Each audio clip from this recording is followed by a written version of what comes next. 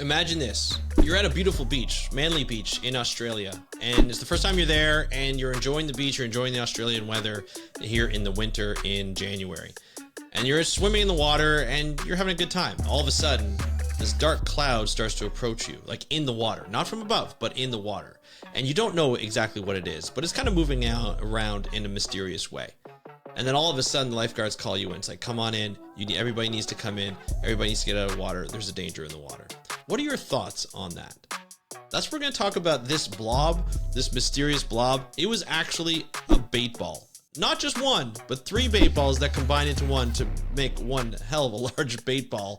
And we're going to talk about that on today's episode of the How to Protect the Ocean podcast. Let's start the show.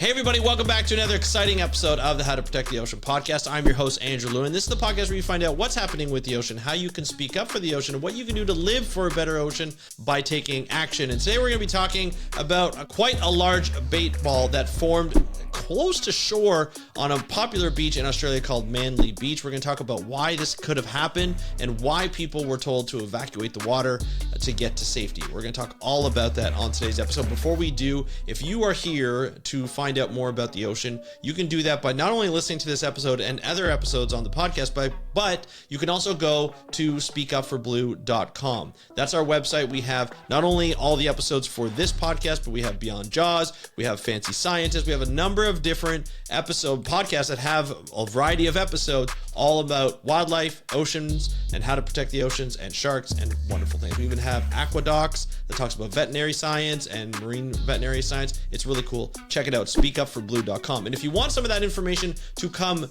to your inbox, you can do so by signing up for our newsletter. Go to speakupforblue.com/newsletter. You can get access. You just put your email in. I don't share your email with anybody. All you have to do is just put it in and you'll get an email Monday to Friday, 8 a.m. Eastern every day. You'll get access to ocean news, our latest episodes, video and audio, as well as jobs. If you're looking to build your career, you can get job ads in there as well. All right, let's get to the episode. This is a really interesting one. It's a fun one, really. I want to kind of give you a fun one because we've been talking a lot about some serious issues in conservation, and I want to talk to you today about the bait ball that formed off of Manly Beach at the beginning of January that kind of scared a bunch of people. There were some reactions on TikTok and some reactions online that people are like, what is this blob? It's really weird. It's moving interestingly in interesting patterns, just a lot like a flock of birds. You know, when they come in and there's like 1,500 birds in one flock and they're all moving together in unison, and then you're wondering, how do they do that? Well, there's science that goes into that, but there's a reason why they're coming into a bait ball. It's to protect themselves from other predators that are going to come and eat these fish. By themselves, they are vulnerable. As a big school of fish, they are not so vulnerable. So we're going to talk a little bit about that and what happened. So it's really interesting in terms of what happened. So swimmers were ordered out of the water as a rarely seen natural event swamped Aussie's beaches in Manly Beach. So the swimmers were ordered out of the water as a rarely seen natural event swamps Aussie Beach, which is Manly Beach. And so it's basically a massive, like 3 large school of fish, basically a bait ball.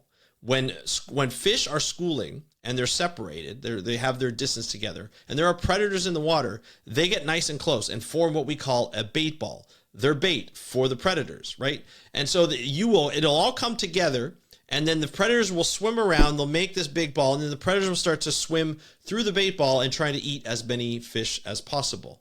These fish are really tightly squeezed, so maybe some of the on the outside will be injured, maybe they're not, but the ones that are inside are probably the best to survive, that has the best chances of surviving this bait ball. Sometimes the bait balls are all done, there's only a couple fish left, if any. Other times the predators just go away because they had their fill of fish and they can just move on. But that's essentially what a bait ball is, and it's a really interesting phenomenon that goes on in the ocean, and you get to see a lot of different predators, which is why people were evacuated. They were evacuated because these predators come in, and you can have like different species of sharks, you can have dolphins come in, you can have seabirds that are coming from the top, you can have a bunch of different predators, tuna that are coming in, and it's really cool to see, and you oftentimes will see it in a documentary. This footage was actually caught through a drone. And the person who caught it was like, this is amazing. This is what you see on National Geographic, on the BBC, on these documentary channels that are on these channels that have these documentaries on the ocean, where you see these bait balls and all the fish that are going through, the seabirds that are diving in, trying to catch as many fish as possible while this bait ball is around. It's a really cool phenomenon. It's something that I think people will like really enjoy to see, and to see it that close doesn't happen often. And because these bait balls are usually in the open ocean. Why they're in such a shallow water, I don't know. There could be a number of different reasons. It could be that the fish were brought in for their food, for their prey. It could be plankton. It could be smaller fish. They could be coming in to swim. A lot of these smaller fish will come to the shallow waters for refuge against their larger predators. But if there's enough of them, they might come in. They might attract the predators to come to the shallow waters to get their prey and to eat their prey as they move along on their own way for the rest of the day. This is kind of a cool thing to see, but it's very, very rare because you don't want to get clipped, or you don't want to get involved. You don't want to be in the middle of it and by accident get bitten by a predator or hit by a fish or by a dolphin or tuna. There's some big predators out there that can cause a lot of damage, and you want to be out of the water when that happens. So obviously the lifeguards were saying, yeah, it's time to evacuate the water and get out, because this is something that is a pretty cool thing to see, but you don't want to be a part of it by any means. So this is kind of cool. A lot of researchers were asked to be on, I didn't see any articles where the researchers were talking about it, other than the fact that these bait balls attract a number of different predators. So obviously for people to get out of the water so that they're safer. But really cool thing to see. And the person who got the drone said, hey, this is like footage of a lifetime to get from a drone operator. And I think the cool part of this entire process is that the fact the drones are driving people to the beaches to see what's in the water. I think it's cool. It really gets our curiosity going. It gets people to explore. It gets people to see what's out there, get different visuals of the ocean and of like beaches like Manly Beach, and to be able to, help people as they go along. They'll be able to say, hey, there's something coming and you need to see it. Because sometimes when you're in the water and you're seeing it at the same level, you may not see what's coming.